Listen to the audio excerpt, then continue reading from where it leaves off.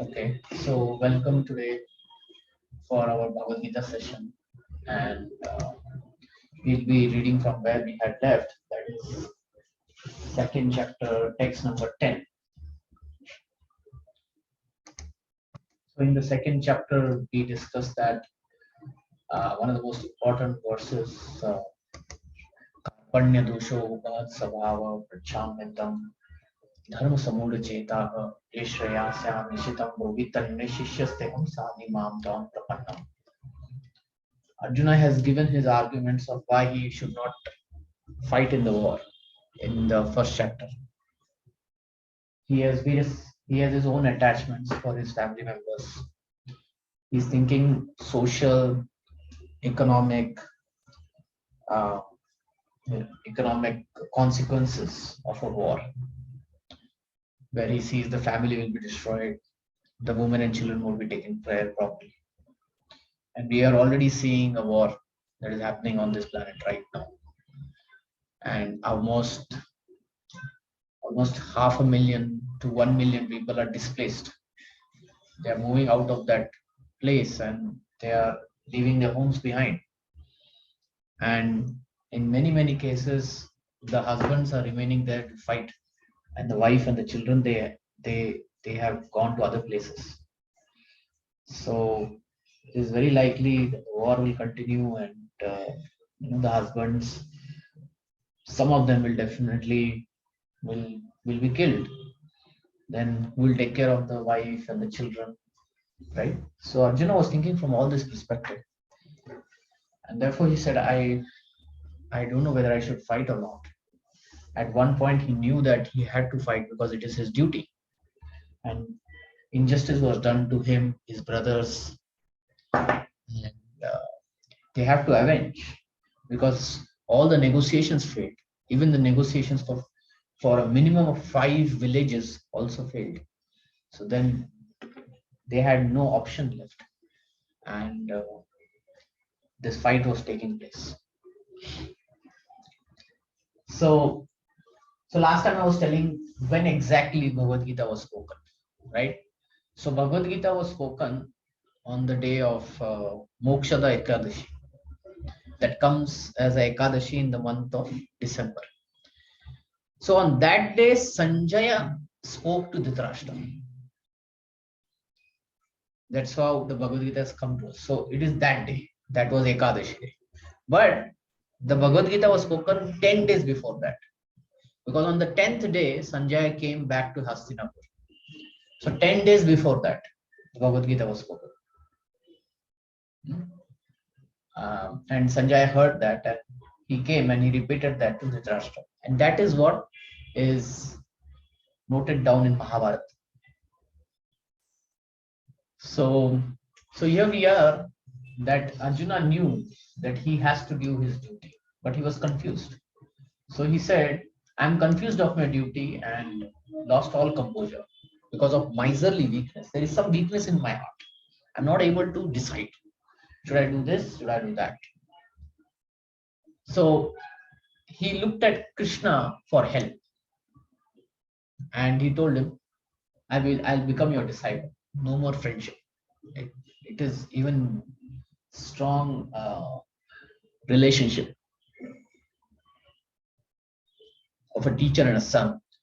And therefore, he said, I'll become your disciple, and I will surrender to you. Surrender is a very big word, right?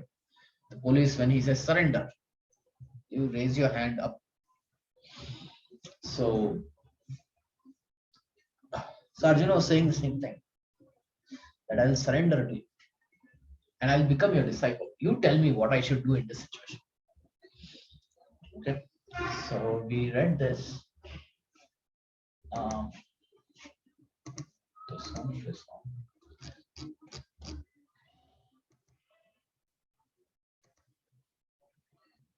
Yeah, and we also discussed that there are so many problems in this world. Many perplexities will be there, and we need to solve that. But if you solve it on the same problem, then we won't be able to solve it. So we need to solve it from a higher problem, that is spiritual problem, from a spirituality perspective. And then we discuss why we need guru. If we have some heart problem, we go to cardiologist. If we want to do heart surgeon, we don't say the kidney doctor to do our surgery. We say who's the heart surgeon, he will only do it. So similarly for spiritual knowledge, we need to go to a guru who has come in a discipling succession, starting from Krishna. And it's unbroken, and he's giving the message selflessly, not with some motive he has in his heart. That is wrong. What Krishna wanted to say 5,000 years ago, exactly that message should be uh, transmitted. Getting? Like, like suppose in our today's email world, if you want to add more people to it, we do reply all, right? And the original email remains intact. But we add to it and we point to it, but we never change it. The original message remains the same. You get it? We just say, oh, look down, read below thing, or here is the analysis for the below questions, like that, right? So similarly, the guru will also do like that. He'll keep the original message the same, but he will explain a little bit more on the topic, or he will direct, or he will let us know where things are. So he won't change the message. Okay, so we are on verse number 10th of second chapter. Now, before we go through this, the verses from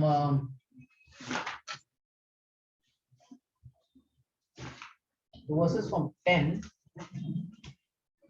to 30, almost 20 verses, are going to talk about a very, very important knowledge. And that knowledge defines whether one is in spirituality or not. Many people say, I am in spirituality, I am spiritual, this, that. But what it exactly means is what Bhagavad Gita is going to say. That much basic thing it should have. Basically, it should be related to the soul. And Krishna is going to talk about it. We'll go through it.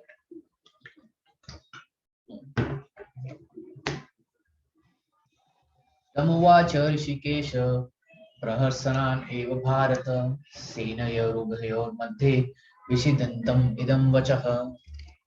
O descendant of Bharata, at the time, Krishna, smiling in the midst of both the armies, spoke the following words to the grief-stricken Arjuna. The talk was going on between intimate friends, namely Rishikesha and Gudakesha.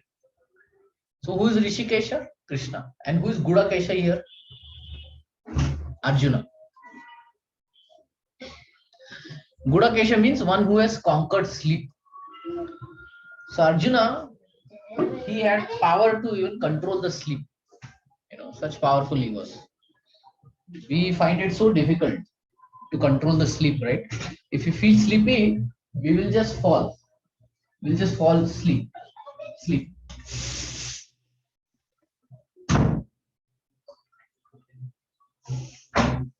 Yeah. We'll just fall asleep. But in case of Arjuna, he could control his sleep. As friends, both of them were on the same level. So this is one thing I was discussing last week, that friends is like, it's on the same level. There needs to be higher, lower, so that energy or knowledge, will flow from one end to another, from the higher one to the lower one. And that is achieved only in teacher and student relationship. Right? We all become student. We all have become student. We all become student also when you need some knowledge. Right? We don't keep challenging our teacher, hey, what you're telling, I don't accept. No. We say, you are the teacher, you explain me what it is. And we accept that. So Arjuna is saying the same thing. But one of them voluntarily became the student of other. One of them means Arjuna. Krishna was smiling because his friend had chosen him to become a disciple. So, friend, if he becomes soft and he says, I'm your disciple, then there is definitely there is some, is he joking or something? That kind of feeling is there. Hmm. Just hold on. There is too much of noise. I'll just close the window.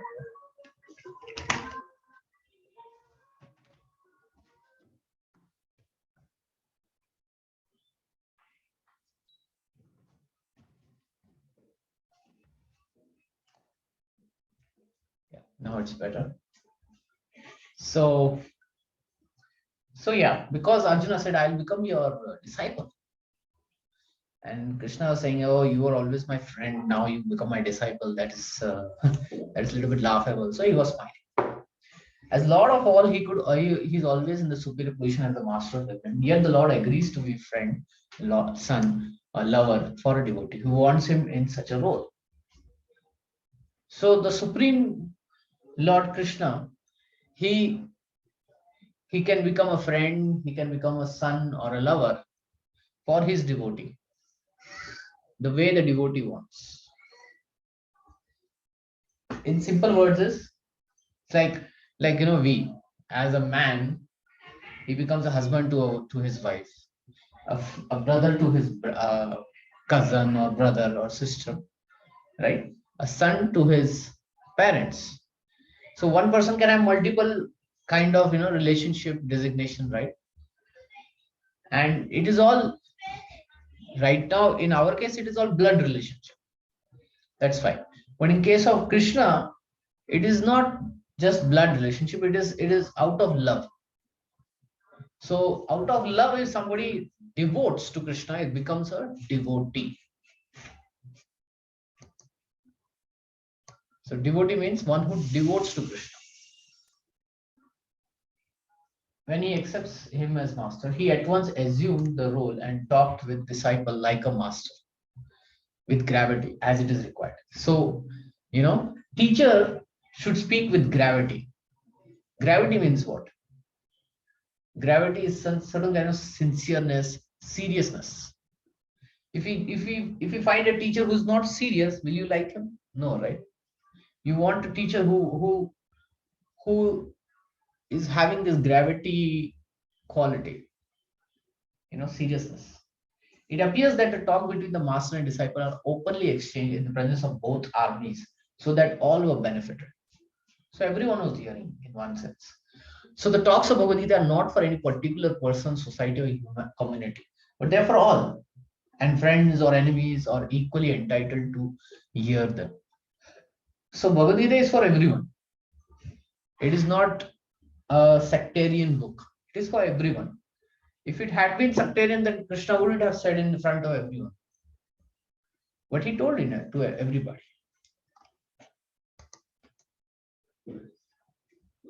Shri Bhagavan Vacha Asocyananavasocya Tvam Prajnavadam Sabhashashe Gatasun Agatasum Sa Nanu Shoshanti Panditaha. Supreme Person God had said, while speaking learned words, you're mourning for what that is not worthy of grief. Those who are wise lament neither for the living nor for the dead. Interesting, right?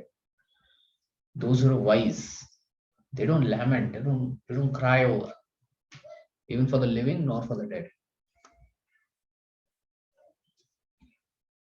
The Lord at once took the position of a teacher and chastised the student, calling him indirectly a fool.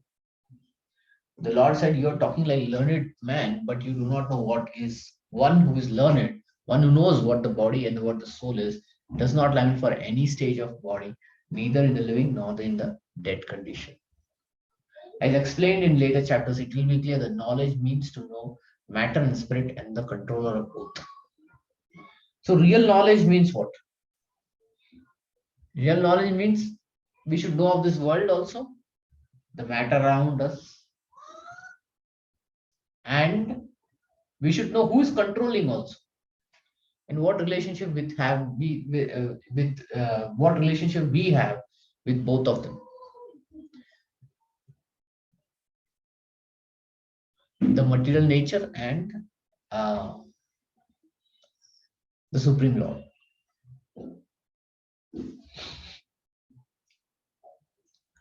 Arjuna argued that the religious principles should be given yeah, matter and spirit and the controller both. Okay. Arjuna argued that religious principles should be given more importance than political or sociology. Religious principles should be given more importance than politics or sociology. Do you agree with the statement? Should religious principles be given more importance than politics or sociology?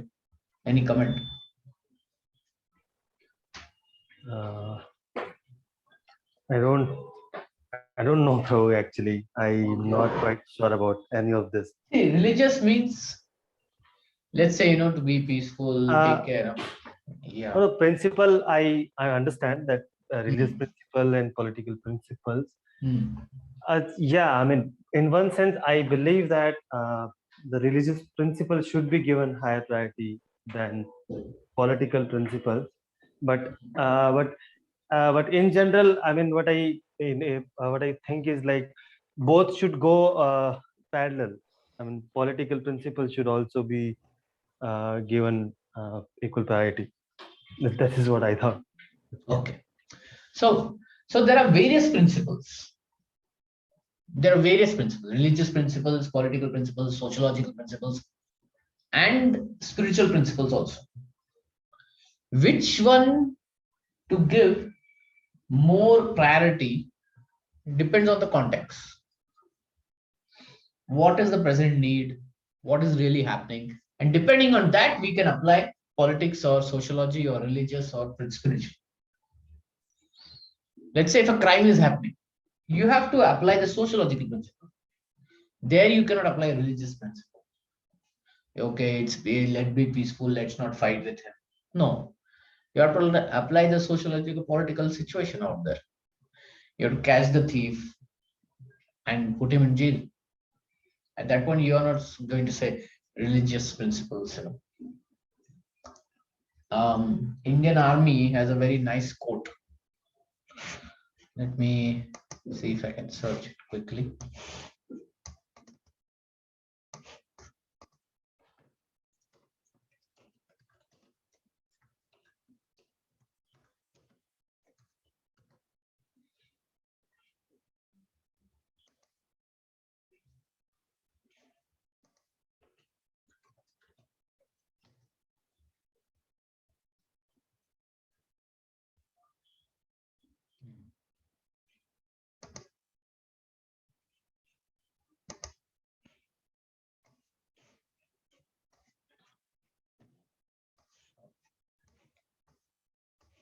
Me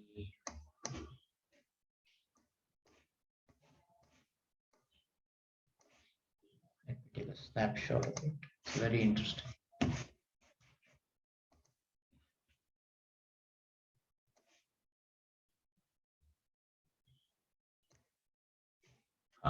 You can see here, right? It is God's duty to forgive the enemies, but it is our duty to convene a meeting between the two. This is one of the quote of Indian Army. So yeah, so on religious principle, when we say, "Oh, God is so peaceful," so let's forgive. But a soldier, a policeman, they don't have to forgive. It is very rarely that they will forgive. So what is their duty? They will punish.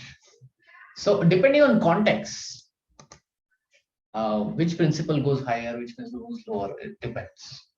So in this context, particularly the war, where Arjuna is lamenting over, he's going to lose his family members and all. He's trying to put religious principles of peace, equanimity, harmony, over politics and sociology. The politics has to be there. Why? Because he's been cheated. Arjuna and Pandavas have been cheated. They are not given their rightful kingdom. And they satisfied all the conditions. The last year they were in disguise. And they were found only after the the exile ended. So from angle, from political angle, it is important that it became vital for them to fight and not forgive, because they had given enough chances of negotiation. Hmm? But sometimes religious principles should be applied and not politics or sociology, right? In let's say one is offering flowers to the deity. So the religious principle is offer nice fragrance flower to the Lord and he'll be happy. But politics, what he'll say, oh, so much money has been wasted here on these flowers. It could have been utilized in some other place. So depending on context, one will go higher, one will go lower. So in this case, there were two knowledges that Arjuna was thinking of. One is politics, sociological, and another one is religious principle. I don't want to fight. I want to be calm and peaceful person. But he did not know that the knowledge of the soul, the matter, the soul, and the supreme is even more important than religious formalities. So the knowledge of the soul and the supreme and the matter is more than just politics, sociology, or religion. Why?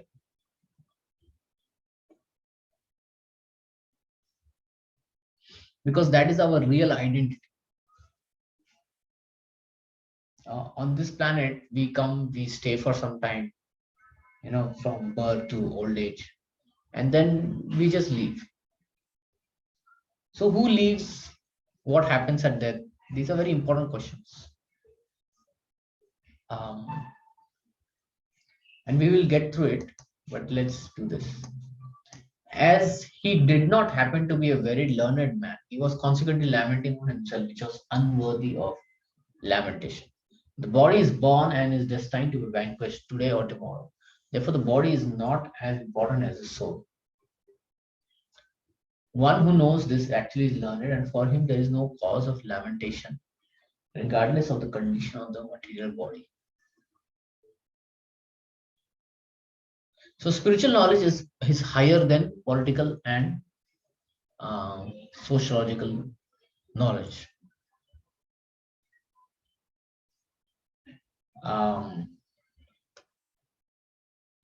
Okay, let's go further. Any questions, comments? Okay. A very interesting verse and very, very famous verse.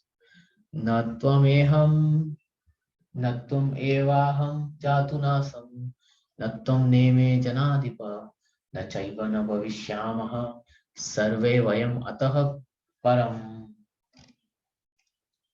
Never was there a time when I did not exist, nor you, nor all the kings, nor in the future shall any of us cease to be exist. So Krishna is saying there was never a time when you alone were there and we were not there. We were there from time zero. So, and everyone was there from time zero. So therefore we are brothers. And what I said is brothers, right?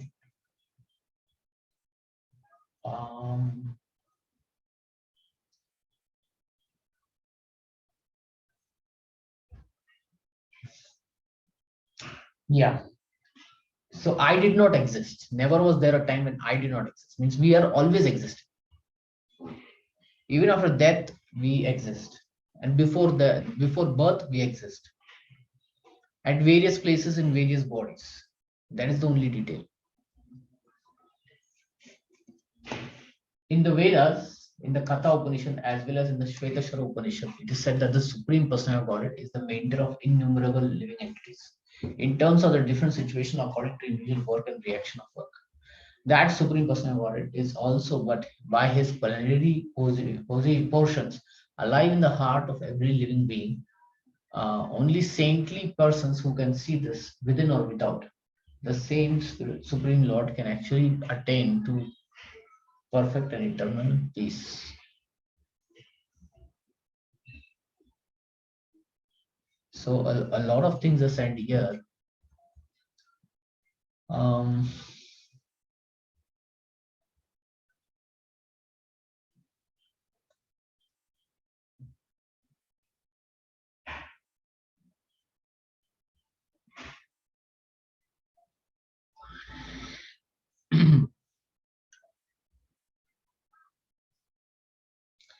okay, let's just go further and we'll come back to that. The same Vedic truth given to Arjuna is given to all persons in the world who boast themselves as very learned, but factually here, they actually have but a poor fund of knowledge. So that knowledge or whether people have is not exactly spiritual. For spiritual, you need to know that there was never a time when I didn't exist, you didn't exist, and even in future it shall cease to exist. There's nothing like that. Why? Because our real identity is the soul. The Supreme Personality of Godhead is the supreme individual principle, and Arjuna, the Lord's eternal associate.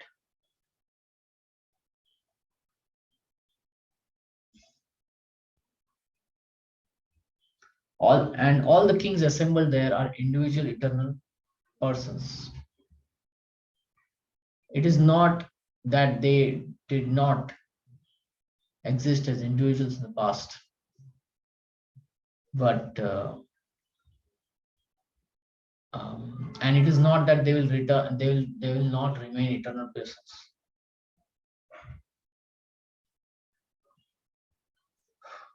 The individuality exists in the past, and the individuality will continue in the future without interruption. Therefore, there is no cause for lamentation.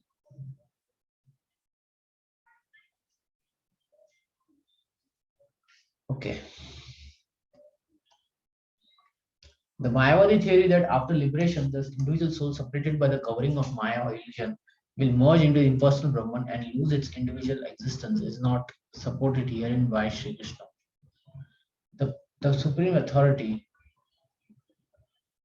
sorry, nor is the theory that we only think of individuality of uh, of the living, sorry, in the conditioned state supported here. Say herein your say herein in the future also the individuality of the Lord and others. Okay, we'll come back to this again. It is confirmed in the Upanishads. Uh, it is confirmed the Upanishads will continue eternally. The statement of Krishna is authoritative because Krishna cannot be subject to illusion. If individuality was not a fact, then Krishna was not always sorry. So then Krishna would not have stressed so much even for the future. The Mayavadis may argue that the individual living entity, that the individuality spoken by Sri Krishna is not spiritual but material.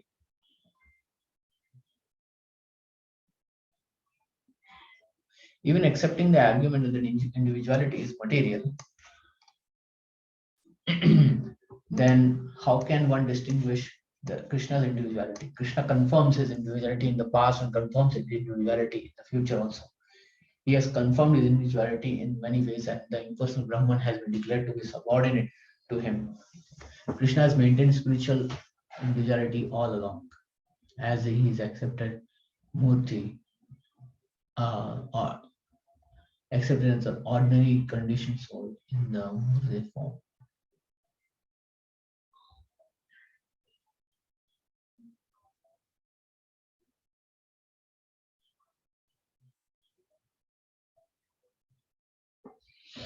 Sorry.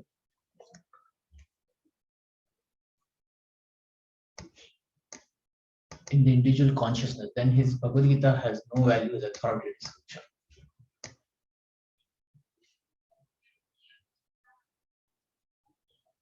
So if one doesn't accept that Krishna is a supreme, then his Bhagavad Gita has no value for it.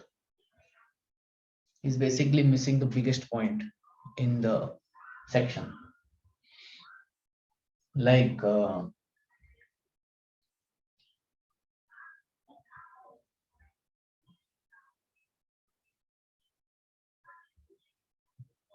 let's say one is reading chapter of thermodynamics in physics or chemistry. Now the teacher enters into the class and he gives first the theory class and then he gives the practical class.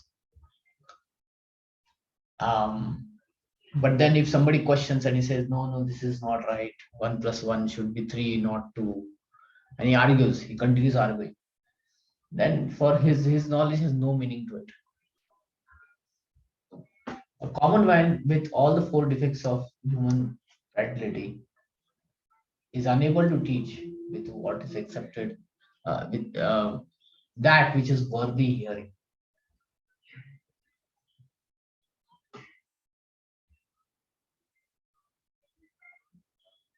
Such no mundane book compares with the Bhagavad Gita. When one accepts Krishna as the ordinary man, the Gita loses all importance. So this is very important point. If one considers Krishna to be an ordinary person, a historical person, and then reads Bhagavad Gita, it's not going to make an effect on him.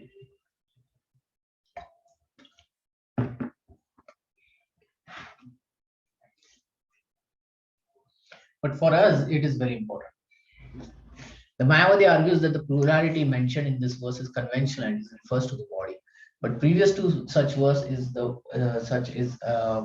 bodily conception is already condemned.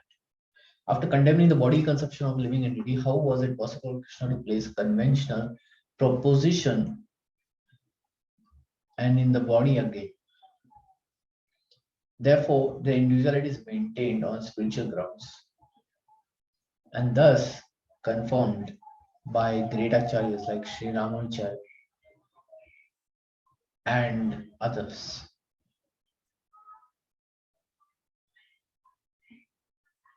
Okay.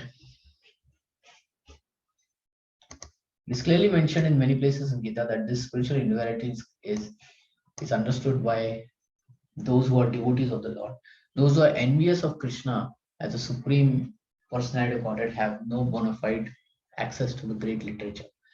The non-devotees' approach to the teaching of Gita is something like the bee licking on the honey.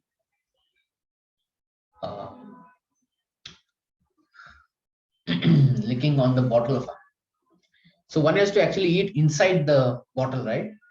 But if one just licks on the outside, no honey is going to come out. For to do that, we have to dip our finger inside the honey, inside the bottle. One cannot have the taste of honey unless one opens the bottle. Similarly, the mysticism of Bhagavad Gita can be understood only by devotees and no one else can taste it, as is stated in the 4th chapter of Bhagavad Gita. Nor can the Gita be touched by a person who is envious and very existence of the Lord. Therefore, the Mayavadi's explanation of Gita is almost misleading representation of the absolute truth.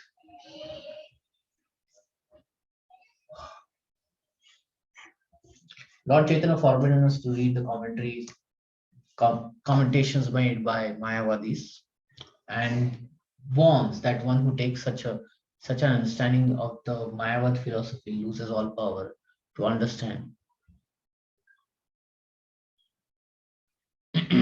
Sorry. Okay. Loses all power to understand the real mystery of Gita. The individuality refers to the empirical universe. Then there is no need of teaching by the Lord.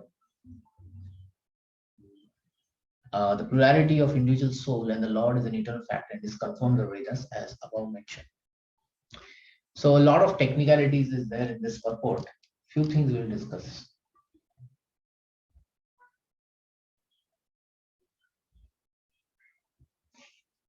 So,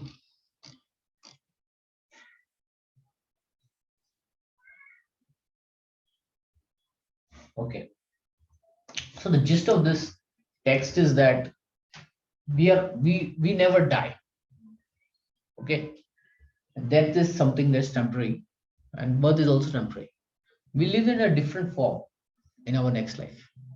It may not be animal form, it may be animal form, it may be hot, um, it may be long or it may be short with, you know, um,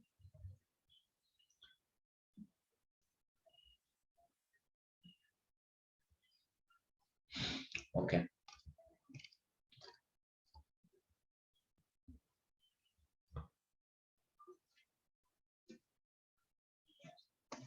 So here, Prabhupada, he explains about Mayavadi philosopher and Shankaracharya philosopher. Shankaracharya philosophy is like the demigods are equal. There are five kind of demigods, they are equal. So that is not accepted from Bhagavad Gita.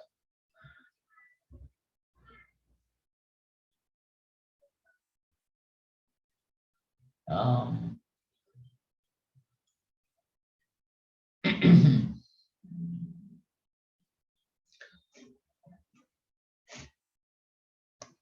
okay.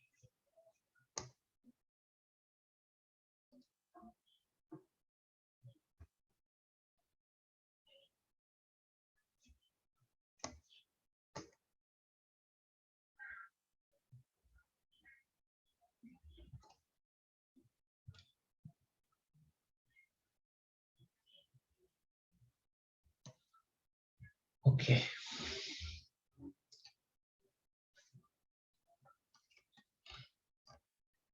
This all is very, very technical. It will be there in the future verses. So we'll just go to the main verse today. It's a very important verse. Dehinostim yata dehe kaumaram yovanam jara tatha dehantara praptir dhiras tatra navniyati.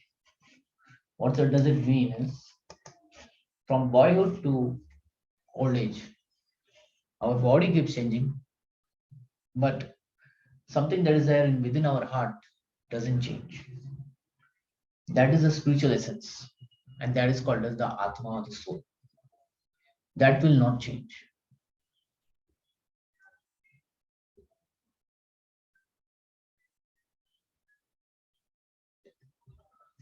So, when we were born, we were very small babies, we would fit inside a towel. As we grow big, we need a bigger towel, bigger shirt, bigger pant, like that. But does our father mother stop recognizing us? No. They will know that this is my child. So similarly, the wise person, he sees all living entities as one in quality of the spirit. But those who are not wise, those who are too much of body conception, they they won't see the soul. So they will see the externals, and then they will discriminate on that basis. Okay.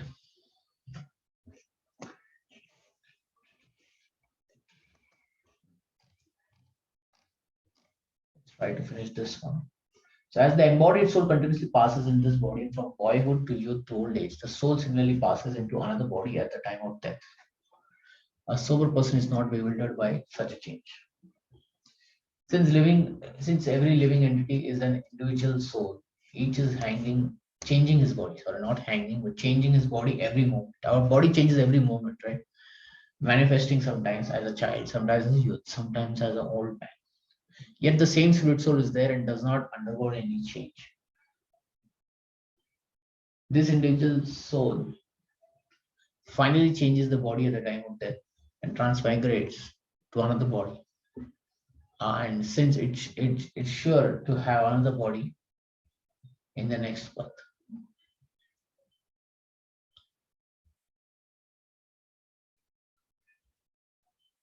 So hearing this, Arjuna should understand that The body is not important, but the soul is. And then there is no cause for lamentation.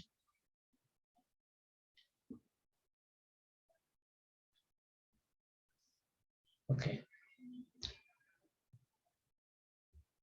There is no cause of lamentation by Arjuna on the account of death, neither from Bhishma or Drona, for whom he was so much concerned.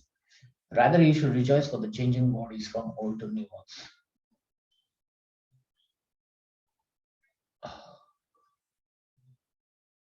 thereby rejuvenating their energy.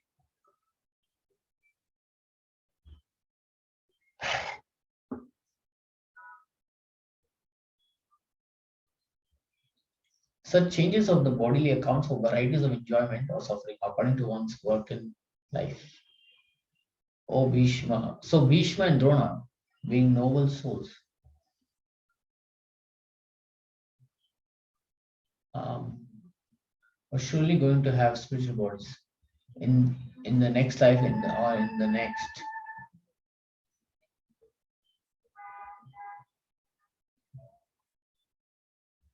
So Bhishma and Drona, being noble souls, were actually going to go to have hellish spiritual were surely going to have spiritual bodies in the next life, or at least life in the heavenly bodies for spiritual superior enjoyment of material existence. So in either case, there is no cause of lamentation.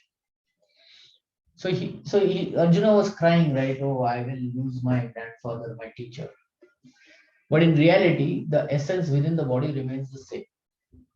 While the external covering of the body with the bones, with the flesh, the skin, that has to be discarded, right? Any man who has perfect knowledge of constitution of the individual soul, the super soul and nature, both material and spiritual, is called dhira. So dhira means one who knows the knowledge of soul, super soul, and nature. Such a person is never deluded by change of bodies. So if in a drama, where we see this, in a drama they enact a murder scene. Does the actor really murders? Does a person really dies in that? No. It's just a drama. And once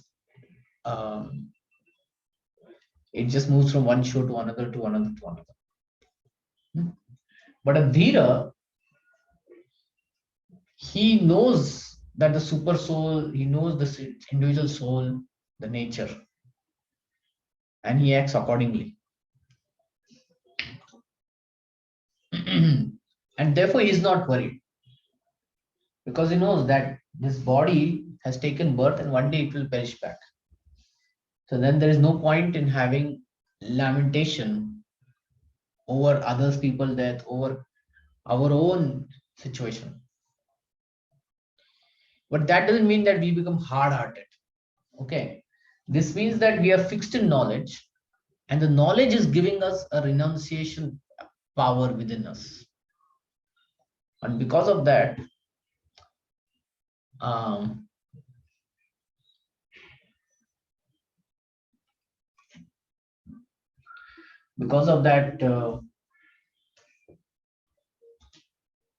sorry. Okay. We are talking about Dhira. So Dhira, he knows the essence. So I was talking about this drama, right? Actually, the murder doesn't happen. So the characters still live.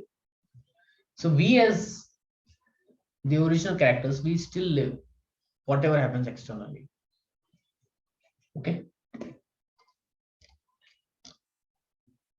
Let's finish this paragraph and then we will open up for some questions or comments. But yeah. The Mayavadi theory of oneness of the spiritual cannot be entertained on the ground that the spiritual cannot be cut into pieces as fragmental portions. Such cutting of individual soul will make the supreme cleavable or changeable against the principles of the super soul. Super soul has been unchangeable. As confirmed in Gita, the fragmental portion of the supreme exists eternally, and are called Krishna. Is they have a tendency to fall down from the living, from the material, fall down into the material nature. These fragmental portions are eternal soul, and even after liberation, the individual soul remains quiet, remains the same.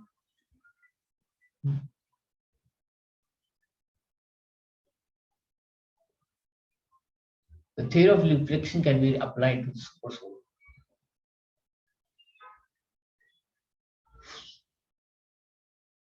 Who is present in each and every living body and is known as the Paramatma. He is different from from the individual living entity. When the sky is reflected in the water, the reflection represents both the sun and the moon and the stars. The stars can be compared to the living entities, and sun or moon to the supreme law. The individual fragmental portion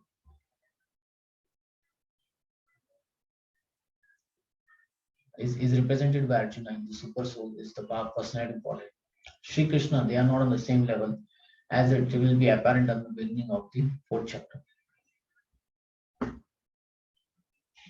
If Arjuna is on the same level with Krishna, then Krishna giving knowledge.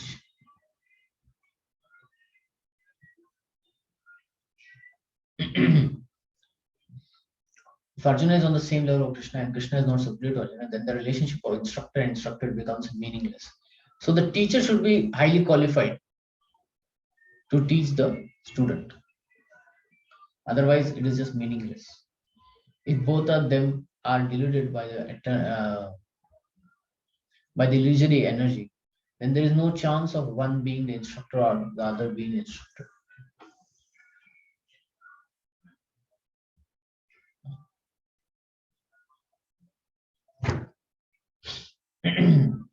Such instruction would be useless because in the clutches of Maya, no one can be an authoritative instructor.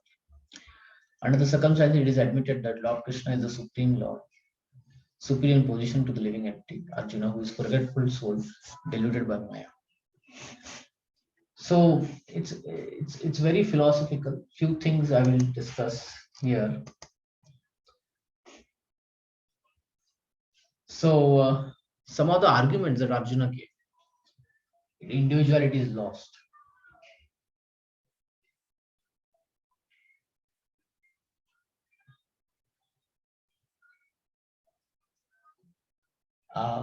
Lamentation to death. How Krishna explains. He says individuality is never lost. You existed before, you exist today, and you will exist tomorrow also. So our individuality is never lost. And lamentation for death. Lamentation is extreme crying, okay? It's like it's a sadness, extreme sadness, lament. So there will be some sadness that when a person dies or some a relative dies, there will be definitely some sadness. But one should not lament, one should not keep going for it. The Shastras already say if somebody dies in your family, then 3 days you cannot do this, 10 days you have to do this, right? The mourning period is there. So the mourning period is fine. After that, you don't continue crying for it because the soul is there and he has got his next destination. Arjuna may argue change of body is still cause of lamentation. I will cry because even though this change of body is happening, still I'm losing the association of this person. So Krishna refutes and says that it is very natural. This change of body is always happening. Instead, you should be happy that they are getting new bodies. If there is a terminal ill patient and they go through a lot of pain. So at that point, some relatives they think, or if he dies, then at least the pain won't be there, right? Third, Arjuna may argue, but we do lament for the loss of youth to old age. But they will get new bodies, so therefore don't be lament.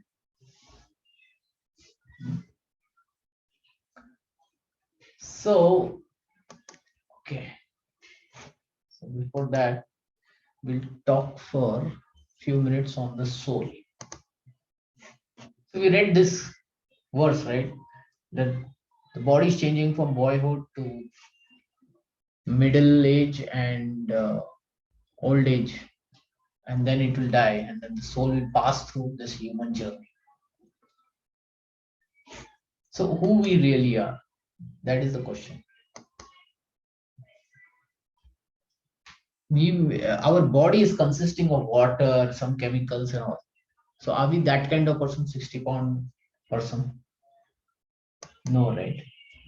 We have something, evolved consciousness, evolved thinking, feeling, and um, various qualities we have. So we are not just the matter that externally we see.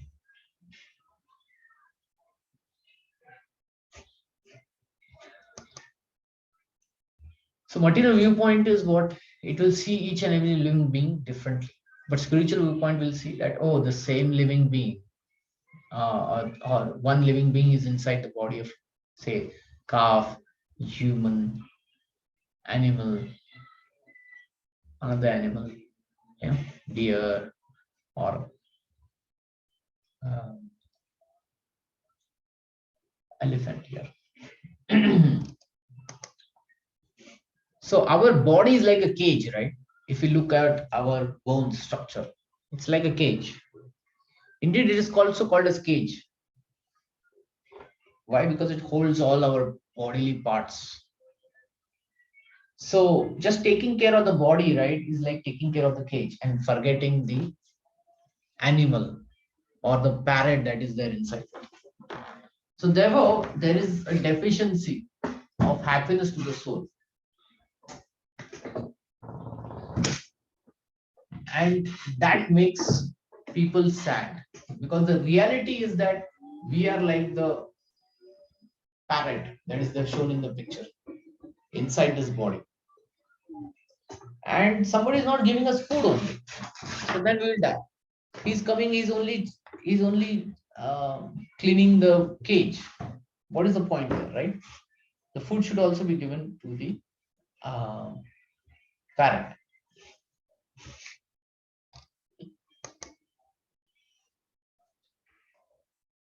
Okay, so this is something next week we will discuss, but I will just give an intro here. That we talk about soul, spirit. Is there some scientific basis for it?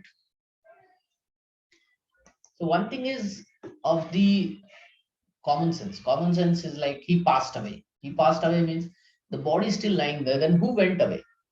Well, it is the soul. Second is the consciousness.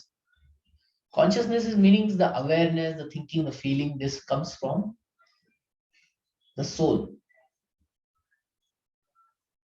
It doesn't come to some inanimate objects.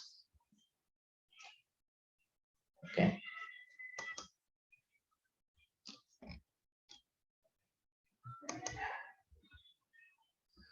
Then there are these near-death experiences where somebody is met with an accident, and they tell, sorry, they have out of body experience. In sense, what happens is they are unconscious and operation is going on, but they, when the operation is done, they say that I saw everything that you were doing. So there is something within us that um, that is directing all our activities. Okay.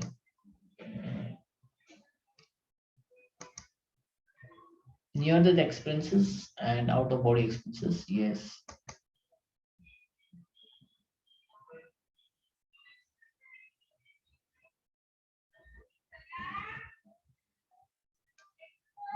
Okay.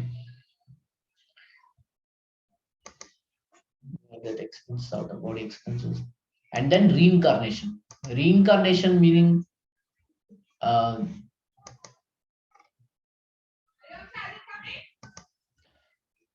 Reincarnation is remembering our previous life. So here was a case that American professor, he himself looked into it. Case of Dr. Young Stevenson. So he found that this girl was able to remember her past life, and she was saying, I belong to the village. And when they brought her over there, she recognized everyone, even her so-called husband. She recognized. So all these reincarnation stories, right? They give us faith that there is something within our body that is.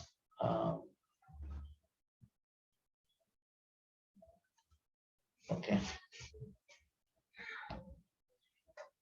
So let's stop here. Are there any questions or comments? Prabhu, Yeah. one question I have. Mm. As far as I remember, so I heard that when Krishna actually spoke Bhagavad Gita, okay, so that time only Arjun was the only person who was able to hear that. I mean, the time has stopped that time, and no one is able to hear that. So how does the Sanjay is able to hear that? So Sanjay was given a mystic power that even though he was far away, he will actually hear each and every word. No, but he was there on the battlefield, right? When he came back on the 10th day to the Hastinapur, but he was there. He heard the Bhagavad Gita actually on the battlefield, right? Um, so your question is that how could everyone hear it, right? Not everyone. No, Sanjay, because Sanjay, the Bhagavad Gita which we are reading here is actually the Bhagavad Gita told by Sanjay, right? Right. But that is actually been spoken by Krishna on the before on the first day, and he came back on the 10th day. So, but the Bhagavad Gita was only allowed that time. Somehow it is only allowed to hear by Arjuna only. But how came that Sanjay is also able to hear that? Because yeah. So Sanjay was given this power, this mystic power. He was given this mystic power, and therefore he could recall everything. But he has given a mystic power that he can, wherever he can actually see a battlefield. I mean, because when he gone to the Hastinapur on the 10th day, and he was sitting with Dhritarashtra, and by sitting there only, he was explaining everything to Dhritarashtra that okay, now he is dying. So after what is happening after the 11th, on the 11th day, he is explaining that, right? So he was able to just sitting at the Hastinapur, he was able to explain what is going on to the Kurukshetra. So that is a different power, that I agree. But what about this one? Even if this is the case, then I mean, either everyone should have heard this about Bhagavad Gita, that there was this Bhishma also, other I mean Guruji also, Dronacharya, so all those. Right?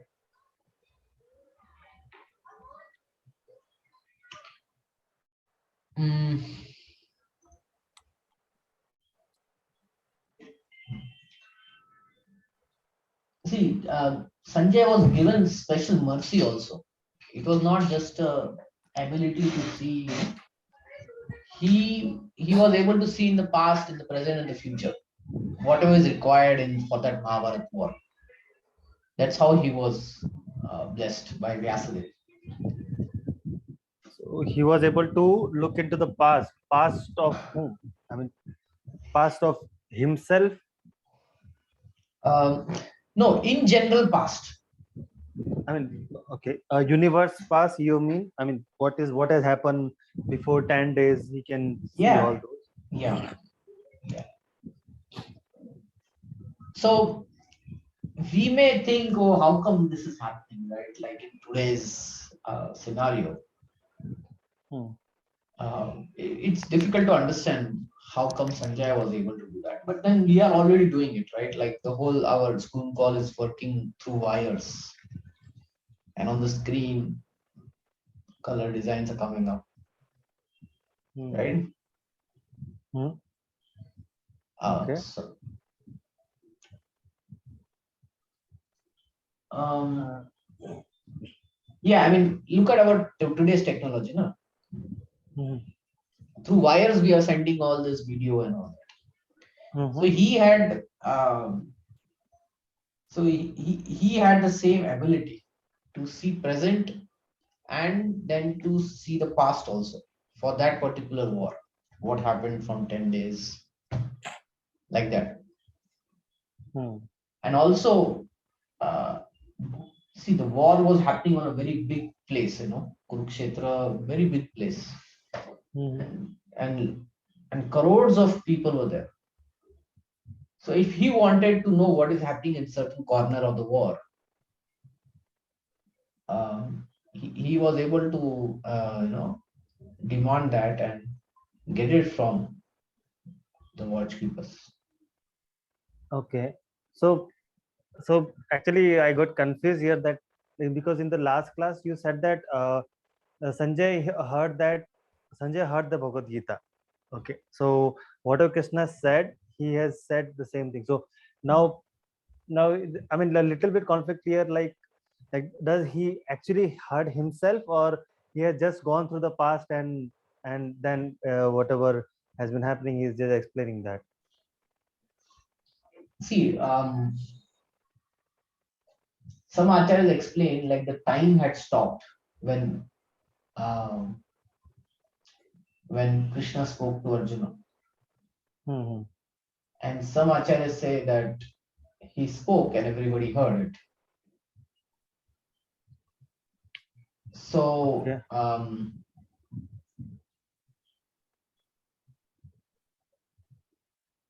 so right now we read Prabhupada saying, right, like it was open to everybody.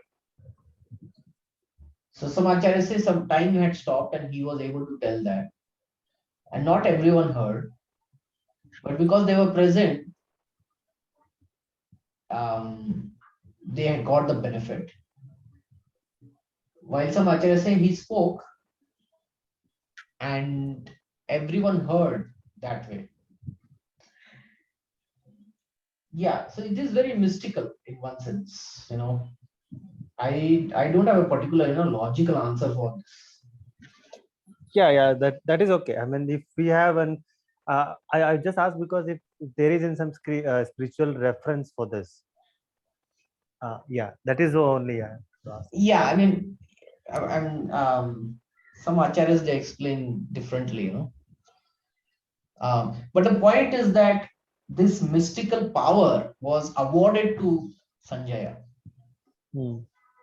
That is important. That is important because uh, Vyasadeva knew that Sanjay will come on the 10th day, on the 11th day, this will happen, etc. You know, and Dhritarashtra will ask what happened, and he will get the news and all that. Hmm. Uh,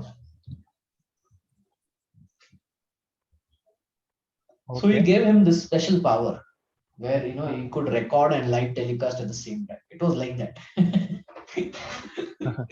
Yeah, he had recorded everything and he was giving live telecast also. He had both the powers. Yeah, I mean, Nice. say that the point is, the Vedic scriptures, they don't think the way today's scientists they think. Our we want an exact answer and all that. Vedic scriptures, like, okay, he got a power and he could do that, Hmm. like that. So they don't Okay. put so much emphasis on the details, how this happened, exactly how this happened. Hmm. Yeah. Okay. And my next question is like, Huh. See, use we this. are so many people are using emails. Like not everyone asks, how this email and how this email works and everything, right? They just use it. Emails, WhatsApp. How this is Yeah. happening, only very few people know. Those who Yes. are Yes. trained. So Right? So in case of Sanjay, the same thing happened. yeah, but Hmm. one if someone asks about how the email works, then there are some references. that which can actually explain exactly that how does this Gmail works. So similar way, So there your must, question is how Sanjaya heard it. yeah, exactly, that how come Sanjaya know about Bhagavad Gita? Does he even heard it? Uh, uh, See, he uh, was the- present. He was present yeah, when Krishna spoke to Arjuna. yeah. So he heard it, or yeah, or either, or he has Or that power. he had that power even to go back in time, and not in Yeah, time, let's say to see in the past. yeah. Seen the past, right? Yeah, it's not the exact time machine concept Yeah, in Vedas. It is the yeah. what happened in the past one can do. Not that what happened in the past and then change it. Nothing like that. That Hmm. thing is not there in the Vedic knowledge, Right, Vedic system. Yeah. So he could go in the past and he could uh, bring out. right. Okay, good. Yeah. See, even this Does, Rishi Munis and all, no? uh, They meditate, and then a particular shastra is produced by them. But it is not like the shastra never existed. No, it existed. They could access it and bring it to us. right. Same like Valmiki, when he wrote Ramayana, he could access the Ramayana. He was not there in Lanka when the war happened, right? Yeah, So how could he know all the details? yeah. So he has that mystic power. Yeah, so that's the thing. Um, yeah, Okay. there's unless one has that mystic power, then only he can show how this works. Hmm. Right. Yeah. Yeah, Correct. so it's a Okay. complicated thing. Yeah. Any more question? Yeah. So one more question. Hmm. You said that about, you talk about the soul. Okay. I mean, this is material body and there is soul inside that. Yeah. And when the soul changes, soul changes the body. That's how soul basically soul migrates. Okay. Hmm. And but I just, you talk about the reincarnation also, that reincarnation. So this Hmm. so basically does this uh, leaving that body, so does the, so reincarnation means the person, particular person has some memory from the previous birth. Okay. Yeah. So how does this actually happen? Yeah. uh, Yeah. Yeah. actually happen means that how does he keep that memory? Is the Right. spirit that keeping the memory, or is there anything else which is keeping the memory? Yeah. This is a good question. This is something is not discussed today, right? So I'll tell you. Yes. Um, should I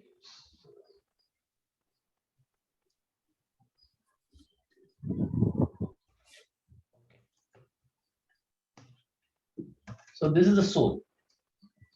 Hmm. Mhm. And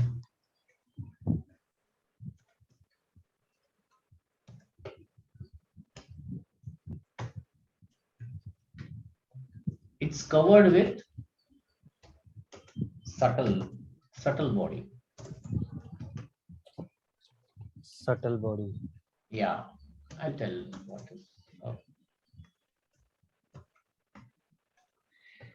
it's covered with subtle body, and above the subtle body is the gross body. Hmm. Or let's say the gross covering, which is yeah. So it's actually a covering. It's a subtle covering. This is made of mind,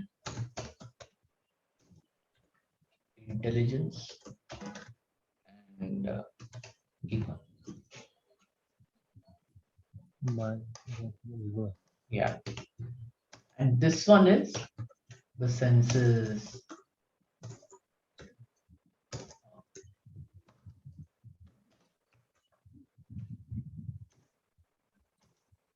physical body, which is made of matter, that is water. So when the when the person dies, the gross body only goes up. The subtle body and the soul, they are carried into the next body. Here is where the mind stores all the memory, and then it is accessible. And second thing is,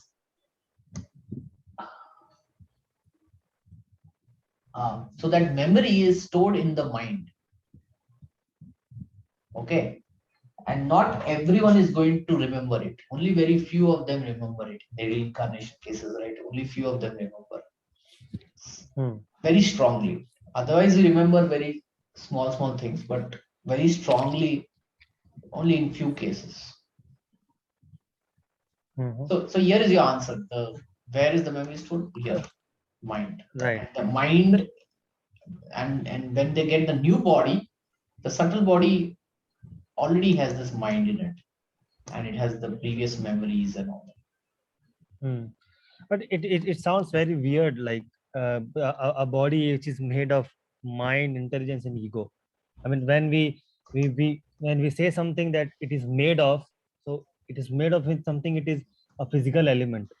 I mean, which can be touch or something like that. Sure. So See, let's say a computer. A computer is made of what? Keyboard, CPU, what? Mouse, right? And something more, which is not seen, but it is there. Software OS, right? Yeah. So software OS, again the same thing. It is a software which can access the memory. Similarly, mind is like the software which accesses the memory. Right. Okay. Sounds good. Yeah. So we will get more into this detail from next week. I just went a little bit slow today. But okay. One more question, Prabhu. Okay. Regarding this only, that you said that only few people can remember that. Why is that? Why not all, or why is that nobody?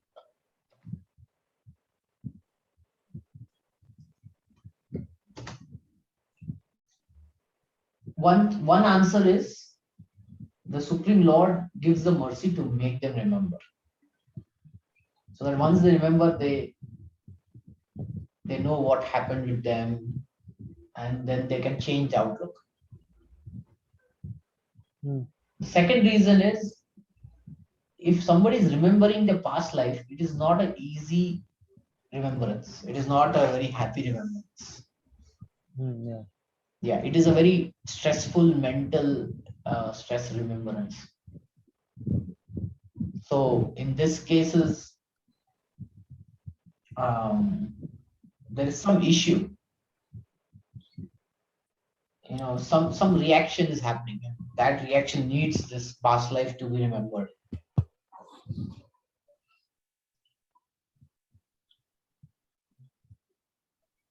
I see. Yeah. So you mean he Krishna has made some exception for? Yeah. For some people it is exception, and for some people the exception is coming because the reaction has to be there. Severe reaction has to be there. Past life memories are not so easy to remember. Like let's say, some people while sleeping may feel like they are falling off the edge. Yeah. So the reason is, in the past life something like this have already happened. I see. Okay, sounds good then. And yes, so now it is clear. It's clear. Okay. Yeah. Okay, so we'll stop for today. Yes, so sure. And let me stop the recording.